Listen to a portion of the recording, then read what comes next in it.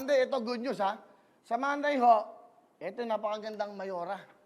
Mayor po siya ng San Manuel, Tarlac. At, well, ma'am, Mayora Doña Tesoro, maraming salamat sa pag-unlock mo sa aming paghahambira sa'yo. Dito, of course, sa GMA7.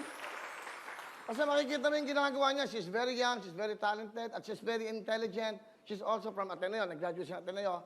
Ni-research namin, ang gandang mayora, simple lang. At nakikita mo, nandun siya sa mga liblib na lugar, nagbibigay ng mga relief goods, tumutulong. Ano naman masarap na? Si Mayor Isko, Mayor Bico.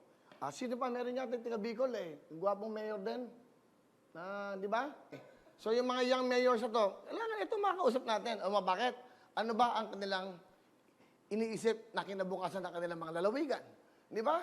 And this is the time, dahil alam niyo naman, ito lang naman ngayon na napapanood ng live. So, mga mayors natin na young mayors, gusto ko yung mga batang mayor. Kasi gusto ko madinig sa kanila yung mga kanilang, kumbaga, plano, layunin, adhikain, eka nga, at ang kanilang mga pangarap sa kanilang mga syudad. So, di ba, ang ating mahal na Pangulo, Presidente Duterte, nagmula bilang isang mayor o mayor ng Davao. So, kita niyo naman, ngayon, siya ating mahal na Pangulo. Kaya, and he's doing very well. Palapakan po natin ang ating po.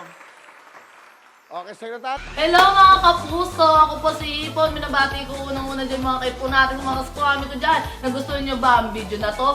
Marami pa kaming inanda para sa inyo. Mag-subscribe lang sa Wowin YouTube channel.